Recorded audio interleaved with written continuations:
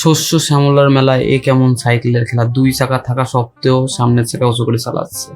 আর তার থেকে বড় কথা, কি একটা সাউন্ড আসছে, শুনলেই মাথার মধ্যে গ্যার গ্যার করছে। না তো আর সহ্য করা যাচ্ছে না, ভাল লাগছে না। যা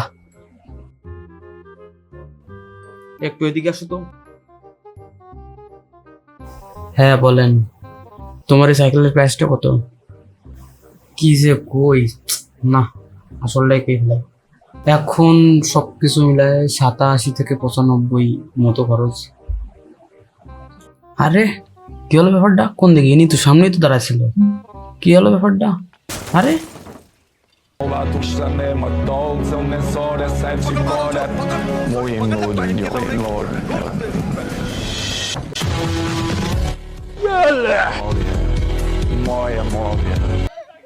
তাহলে এর আগের যা ঘটনা দেখলেন, এরকমই ঘটনা ঘটে সাধারণত আমাদের মানে অরিজিনাল দামটা বলার পরে। সব ক্ষেত্রে ঘটে, সব দিক দিয়েই ঘটে। অনেকে তো পছন্দ দেওয়া শুরু করে, এমন ভয়ঙ্কর পছন্দ যা নিয়ে নিতে পারলাম না। যাই হোক, এ বিষয়ে আমরা আজকে কথা নাই বলি। আমরা আজকে আমাদের সাইকেলের ফুল ডিটেল একটা রিভিউ ভিডিও বানাবো, কারণ কি এর আগে যে ভিডিওটা বানাইছিলাম ওইটা হচ্ছে কিছু কিছু জিনিস ইনস্টল করা ছিল না। আর তার থেকে বড় কথা, ফুটেজটা সেরকম মানে হয়েছে ঠিকই ভালো, কিন্তু তারপরেও তেমন পারফেক্ট হয়নি। এখন আজকের ভিডিওতে ফুল ডিটেলে আলোচনা হবে, ভিডিও শেষ পর্যন্ত থাকুন। তাহলে সর্বপ্রথম আসি হচ্ছে আমাদের ফ্রেমটা নিয়ে। আমাদের এখানে ফ্রেমটা ইউজ করা হয়েছে ব্রোসের প্রথম যেটা এসেছিলো সেটাই এখানে ইউজ করা। এটার প্রাইস হচ্ছে 17,500 টাকা, আর এটা নেওয়া হয়েছে ইমাম সাইকেল স্টোর থেকে। আর এই ফ্রেমের একটা মানে অনেক বড় ভূমিকা হচ্ছে এর পিছনে যে চাকাটা, সেটা লাগানোর যে সিস্টেম, এটা অনেক ভালো ভালো ফ্রেমের যে সিস্টেম ঠিক সেম একই সিস্টেম, যার জন্য ক্যাঙ্গারু মারার সময় চাকা খুলে যায় না। উইসকো 4X বা 5X-এ যদি ক্যাঙ্গারু মারা হয় তাহলে কিন্তু চাকা খুলে যায়, আর বিশেষ ক্ষেত্রে অনেক সময়ই চাকা খুলে যায় এগুলোতে, কিন্তু ঠিকঠাকভাবে লাগালেও অনেক দিনই চলে। আমি কারণ কি এর আগে উইসকো 5X ইউজ করতাম। আর এই ফ্রেমটাও অনেক শক্ত, অনেক প্রিমিয়াম একটা লুক দেয়। ফ্রেমের পরে আসি হচ্ছে আমরা আমাদের ফর্কটা নিয়ে। ফর্কটা হচ্ছে XM30 120 mm ফর্ক, এটার দাম হচ্ছে 5,200 টাকা। আর কয়েল ফর্ক হিসেবে অনেক ভালো সার্ভিস দিচ্ছে আজ পর্যন্ত, কিন্তু ফর্কটা হালকা গজে, হালকা মানে অনেকটাই গজে, ইউজের উপর ডিপেন্ড করে। এখানে আমরা রিম হিসেবে ইউজ করতেছে ডার্কমোর ফর্টেক্স 26 হোলের একটা রিম, আর এটার দাম হচ্ছে 14,500 টাকা। এটা মানে অত সহজে ব্যান্ড হয় না, অনেক সময় হয় কি যে ম্যাভিক হচ্ছে দুইটা সম্ভবত দাম হচ্ছে 2,200 টাকা। ওইটা হচ্ছে অনেক সময় স্ট্যান্ড করতে গেলে রিম বেঁকা যায়, কিন্তু এটার ক্ষেত্রে অত সহজে রিমটা বেঁকায় না, যার জন্য এটা নেওয়া। এরপরে আসি হচ্ছে আমাদের টায়ারের দিকে। এখানে আমাদের টায়ার লাগানো রয়েছে ম্যাক্সিস উকম স্ট্যান্ডের জন্য। এই টায়ারটাই সবাই বেশিরভাগ ইউজ করে, আর সারা বিশ্বেও এটার খুব চাহিদা রয়েছে। আর এই টায়ারের সব থেকে বড় একটা বিষয় হচ্ছে পুরো সাইড ঘিরে গ্রিপ রয়েছে, যার জন্য স্ট্যান্ড করতে গেলে অনেক স্ট্যান্ডে লিন করতে অনেক সুবিধা হয়, যার জন্য বেশিরভাগই স্ট্যান্ডার্ডেরা এটাই প্রিফার করে। এর পরিবর্তে CST নামে একটা টায়ার আছে, সেটাও ঠিক এটার মতোই, শুধু একটা পয়েন্টে মানে হালকা একটু ওয়াইট কম, কিন্তু ওইটাও সেমই বলতে গেলে, আর ওইটার দাম আরও কম। এই দুইটা টায়ারের দাম হচ্ছে 7,500 টাকা, আর ওই দুইটা টায়ারের দাম হচ্ছে 4,500 টাকা। সেম গ্রিপ বলতে গেলে তেমন বড় একটা পার্থক্য নেই। তারপরে আসে হচ্ছে আমাদের ক্র্যাঙ্কসেটটা নিয়ে। এখানে হচ্ছে আমরা IXF এর ক্র্যাঙ্কসেটটা ইউজ করতেছি। এটার প্রাইস হচ্ছে 3,500 টাকা। বটন ব্র্যাকেট হিসেবে খুবই ভালো একটা সার্ভিস দিচ্ছে, আমি প্রায় 3 বছর ধরে ইউজ করতেছি। এর মধ্যে জাস্ট BB সেট একবার জাস্ট নষ্ট হয়েছিল, আর তেমন কোনো সমস্যা হয়নি, অনেক ভালো পারফরমেন্সই দিচ্ছে। এরপরে আসে হচ্ছে আমাদের প্যাডেলের দিকে। আমরা এখানে প্যাডেল ইউজ করতেছি হচ্ছে নাইলনের প্যাডেল। এটা হচ্ছে 1,550 টাকার প্যাডেল। আর এই প্যাডেলের একটা বিশেষত্ব হচ্ছে অনেকবার আসার খাওয়ার পরেও এটা ভাঙে না, কারণ কি 180 টাকা কি 150 টাকা যে প্যাডেলগুলো আছে ওইগুলো সহজেই একবার পড়ে গেলেই ভেঙে যায়, যার জন্য বারবার ভেঙাচ্ছে, একবারে দামিটা কিনে নেয় ভালো। যার জন্য এটা হচ্ছে প্রায় 2 বছর হয়ে গেছে আমি ইউজ করতেছি, এখন পর্যন্ত তেমন কোনো সমস্যা হয়নি। এরপর আসি হচ্ছে আমাদের চেন গার্ড নিয়ে। এখানে আমরা একটা চেন গার্ড ইউজ করতেছি, আর এই চেন গার্ডটা হচ্ছে আমি ঠিক নাম ভুলে গেছি চেন গার্ডের।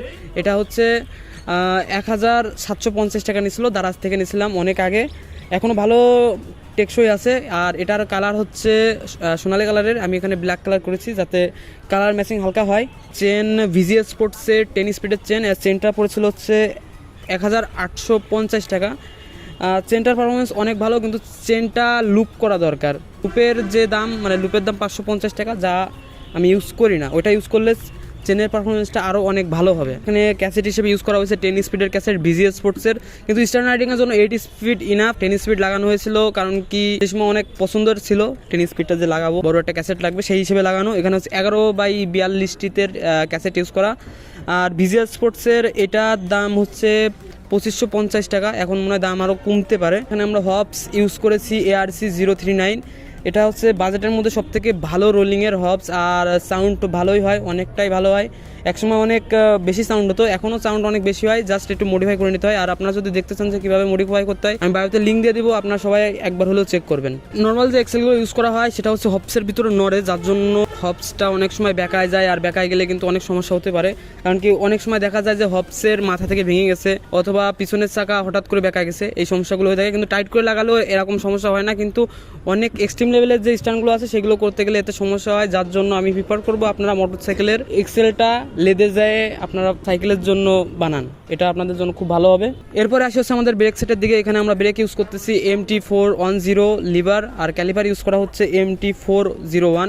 এটা একটা ডিওর এডিশনের ব্রেক, এটা MT200 থেকে হালকা ছোট লিভারটা, যার জন্য এটা অনেক প্রিমিয়াম একটা লুক দেয়।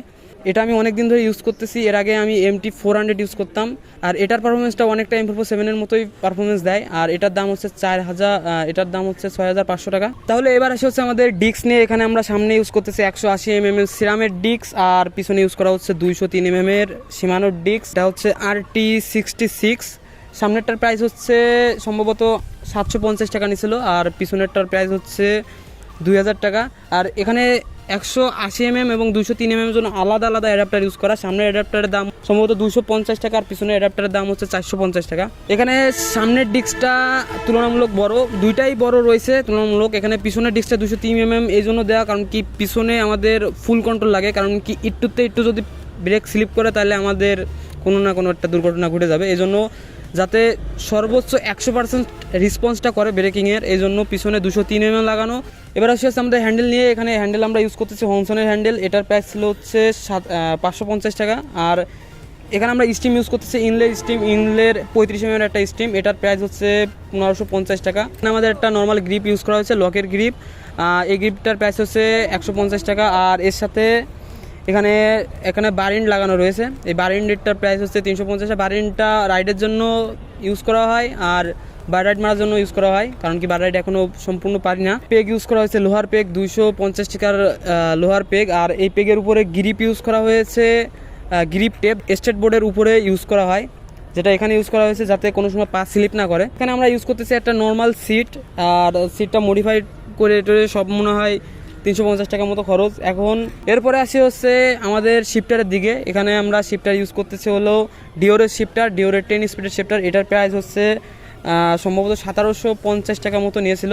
এর সাথে ইউজ করতেছে হচ্ছে A7-এর একটা ডেরা, 10 স্পিডের ডেরা। এটা হচ্ছে শিফটার সহ প্রাইস নিয়েছিল 2600 টাকা, এখন মনে হয় আরও কমে গেছে দামটা। আর 10 স্পিডের ডিওরের যে ডেরাগুলো আছে সেগুলোর দাম হচ্ছে অনেক বেশি, যার জন্য এইটা অনেক ভালো পারফরমেন্স দিচ্ছে। এটা হচ্ছে প্রায় আমি 2 বছর ধরে ইউজ করতেছি, অনেক ভালো, এখন পর্যন্ত তেমন কোনো সমস্যা হয়নি। তাহলে আজকের ভিডিও এই পর্যন্তই, সবাই ভালো থাকবেন। আর নেক্সট কোন টপিকে ভিডিও বানাবো অবশ্যই সেই বিষয়ে কমেন্ট করবেন, আর আমাদের সাথেই থাকবেন। আপনাদের সাপোর্টই আমাদের অনুপ্রেরণা।